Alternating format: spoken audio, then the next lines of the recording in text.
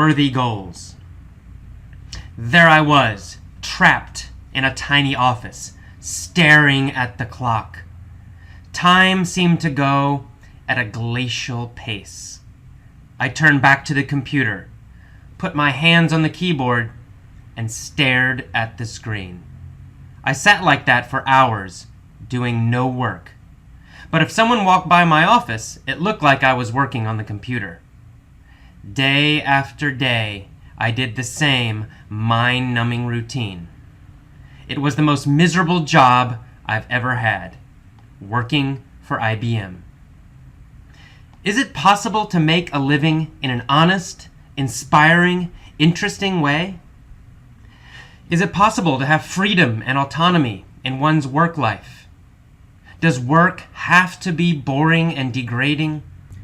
Last night I watched the movie Office Space, a comedy about office workers. It was very funny because it was so true. As I watched, I remembered my experiences working for IBM many years ago. The movie captured the sterility, the numbness, and the pointlessness perfectly. Sadly, most jobs are like this. Most jobs, in my opinion, are factories of degradation. The worker's spirit and soul are crushed. Over time, people who work in such jobs become empty, depressed, heartless, and boring. Hakim Bey once wrote that work is the most oppressive force we face, the greatest source of misery in our lives. This has certainly been true for me. I hated my job at IBM. I hated the sterility. I hated the insincerity. I hated the drab offices. I hated the boredom and humiliation. Since then, I've been on a quest for a better livelihood. I've been searching and searching for a good job, for something I love to do. I found that in teaching English. I love doing it. I love working with the students. They excite and inspire me. I love my time in the classroom. Being an English teacher is much better than working for IBM, but it's still not what I consider a right livelihood. As an employee, I must still follow administrators' rules. I must still use their textbooks, even when I think they are terrible. As an employee, there is always an element of humiliation, always a whiff of command and control. After many years of searching and thinking, I now believe that self-employment is the only way to have a right livelihood. You simply must be your own boss, or you will never be able to live according to your own principles. Truthfully, this is the major reason I launched Effortless English. I was sick of teaching the way other people wanted me to teach, sick of using useless textbooks, and sick of expensive schools that failed their students. I suddenly realized that I had to take the risk and follow my heart. I had to have the freedom to do what I loved. It's a little scary when you start to pursue your dream. There are no guarantees. People tell you that you are crazy. The specter of failure always hangs over you. For the first time in your life, you and only you are responsible. Completely responsible. I once read that a worthy and powerful goal should both terrify and inspire you. If you don't feel both excitement and scared, it's probably not a worthy goal. I agree. Perhaps you also have big dreams. Maybe you also dream of starting your own business, or writing a book, or going on a great adventure, or asking out a girl or a guy, or studying abroad. Perhaps you've hesitated to try because actually pursuing the dream terrifies you.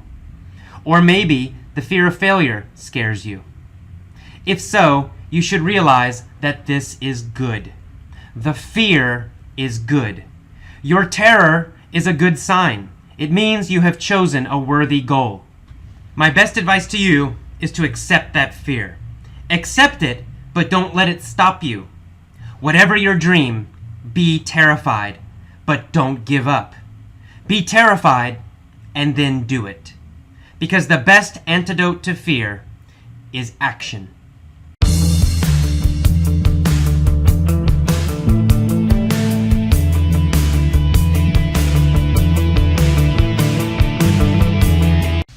when I tell the story, I'm going to ask a lot of questions. Try to answer the questions quickly before I answer them.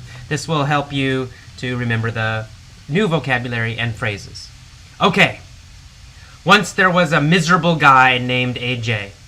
He was stuck in a miserable job, but he made a lot of money. The job was degrading because he had an oppressive boss. AJ had no autonomy.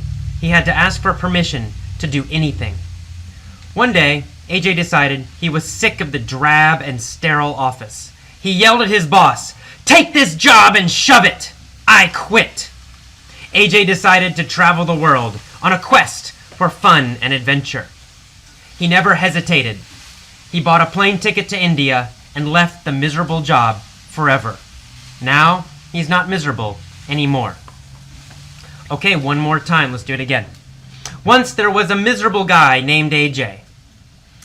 What kind of guy was AJ? Was he happy? No. Was he sad and terrible and he felt horrible? Yes, he was miserable. He was stuck in a miserable job. Was it a good job? No. Was it a fun job? No. Was it an interesting job? No. It was a miserable job. He made a lot of money at this miserable job. But the job was degrading because he had an oppressive boss. Was the job fun? No, it was not. Did he feel good at the job? No. Why not? Because it was a degrading job. Did he have a good time at his degrading job? No, he did not. He felt weak and powerless because it was a degrading job. And his boss was oppressive. Was his boss kind to him? No. Did his boss make him feel powerful? No. His boss made him feel weak. His boss was oppressive. His boss pushed him down. He was an oppressive boss. AJ had no autonomy. He had to ask for permission to do anything. So, did AJ have to ask permission to do anything? Or did he have autonomy? He had to ask permission, of course. He did not have autonomy. Did AJ have independence at his job? No, he did not. He did not have autonomy. He had no independence. Could AJ make decisions by himself at his job? No, he could not. He did not have autonomy. He had to ask his boss first. Okay, one day AJ decided he was sick of the drab and sterile office. Was the office a nice office? No, it was not. Did it have a lot of colors and art? No, it did not. Did the office have a lot of life? Did it have emotion and feeling? No, it did not. The office was gray. The office had no color, just grays and tans and whites. It was a drab office, a sterile office. So AJ yelled at his boss finally, "Take this job and shove it." Did AJ want his job anymore? No, he did not. Did AJ want to stay at his job forever? No, he did not. So what did he do? He quit his job. He told his boss, "Take this job and shove it." That means, I don't want this job anymore. It's very rude. Okay, did AJ talk quietly to his boss? No, he was rude and angry and he yelled at his boss, "Take this job and shove it."